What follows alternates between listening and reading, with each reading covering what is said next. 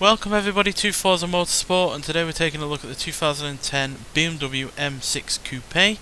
So this was produced between 2005 and 2011 with a convertible as well as this Coupé being available, and there were 9,087 Coupés made and 5,065 versions of the convertible. So despite being quite an exotic car, especially in terms of other BMWs, that is a fairly decent amount of cars produced.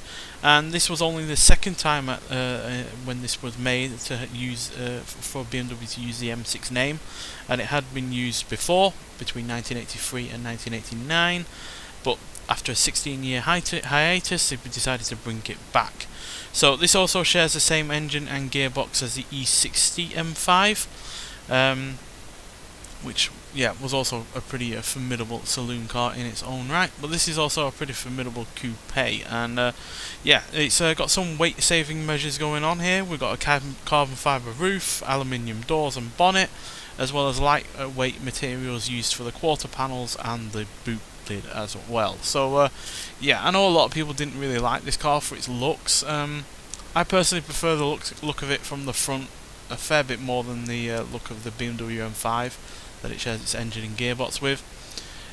Gets a little bit weaker in terms of a side profile. That's mainly due to the rear end, which has that sloping boot lid there, which just not a particular fan of. I can see why some people didn't like it, to be honest, as it just looks a little odd, quite frankly. But you do have quad exhausts, nice wheels, and being a coupe, it's still got a reasonable amount of space inside, but it is more about the performance of the car and the looks, and gets the looks halfway right, but we'll wait until we get onto the track to see what the performance is like. But still, decent enough looking interior. Obviously most of it is going to be the same as the M5. Got the boot as well, which is pretty spacious, to be honest, for a coupe, so it's practical in that regard. And then you've got the magnificent engine, which, like I said, it shares with the M5. And it's a 5-litre V10 engine producing 500 horsepower and 383 pounds-feet of torque, which is a fair decent amount, quite frankly. Obviously there are engines out there that produce more than that now.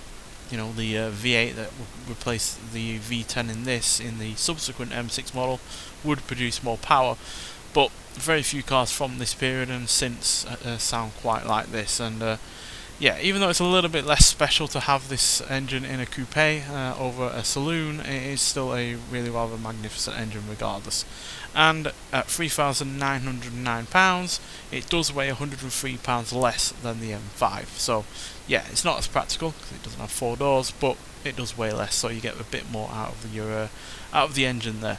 But nonetheless, let's get out onto a track and see what this car can do. Right, so here we are at the Hockenheimring full circuit. So as per usual, we're going to hear what the car sounds like first, and then we'll talk about it some more.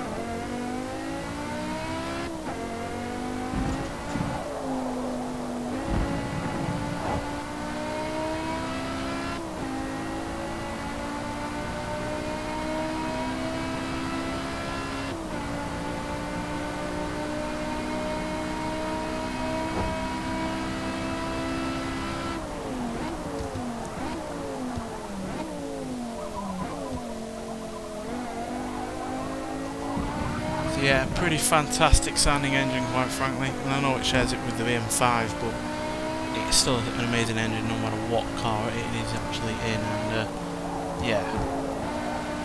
still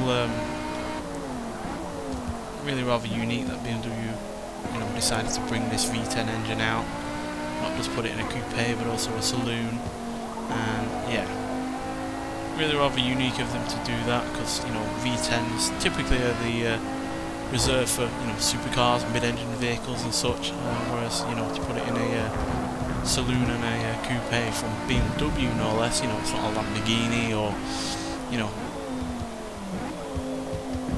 other high-end manufacturers like that. It's, yeah, BMW at the end of the day, something, you know, you're more aching to see out on the road in a diesel 3 Series or something. So yeah, to get it in a to get a V10 from BMW was really rather remarkable at the time, and yeah, it still makes for a really rather fun driving experience even now. Now, yeah, 0 to 60 is also really rather quite rapid, even for a car from 15 years ago. 0 to 60 is dealt with in 4.1 seconds.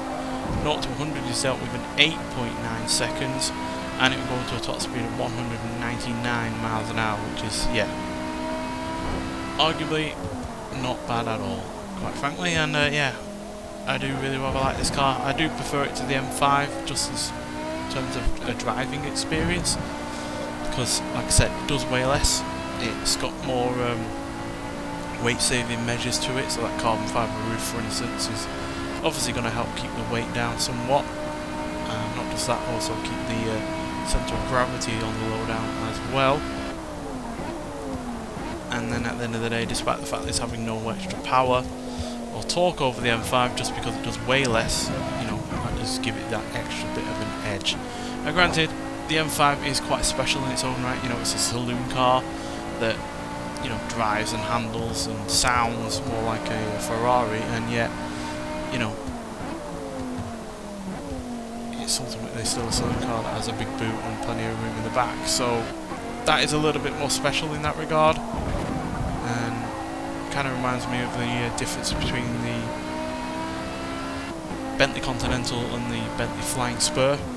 You know, there's no real surprise that the Continental could do what it could do in terms of power and speed, but when you then swap it into a saloon car, the fact that that saloon car is able to still also do 200 mile an hour and have all of that power from that big W12 engine was really rather quite remarkable. It's the same with this versus the M5. Yes, this is the better driving car, and it's quicker in a straight line, but the M5 is just that bit more special when it comes to, I've got a saloon car that can carry the kids, but it's also got a great big whopping 500 horsepower V10 in the front. So yeah, I can see why people do prefer the M5. I personally prefer the M6 just because I prefer the way it looks at the front, and I prefer the performance. But, you know, everyone has their own likes and dislikes when it comes to a car, and mine just so happen to, you know, go towards looks and general feel of the vehicle. So yeah, but it's still a great car in its own right, regardless of what you're going to compare it against. And yeah, there weren't really all that many other coupes from the time that had a V10 engine up front, while still being reasonably practical. So yeah, this car has been added to the auto show as a part of the BMW tour. A few other BMWs have been added as well, so yeah, that's why I'm reviewing it, and I've also not reviewed it before on any other Forza game, so 2 reasons to review it, quite frankly. But third one is the fact that I just really like the car anyway. So yeah, there we go. But nonetheless, thank you for watching, and I'll see you in the next one. Bye.